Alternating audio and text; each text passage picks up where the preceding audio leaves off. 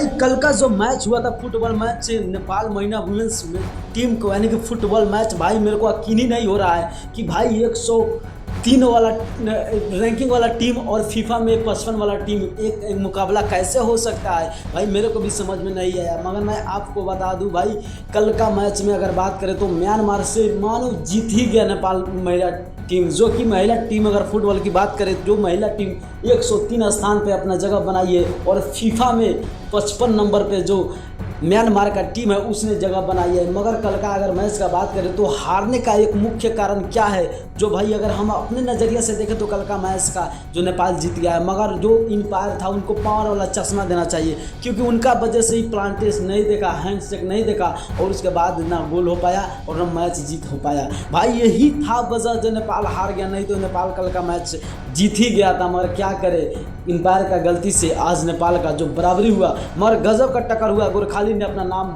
रोशन कर दिया और ये बता दिया कि फाइनल में हम कुछ कर सकते हैं अलग। तो इतना ही कहते वीडियो को बंद करता हूँ। अगर आपको गोरखाली के लिए अच्छा लगे तो लाइक शेयर सब्सक्राइब करना, नए कमेंट कर देना। ओके बाय, मिलता हूँ।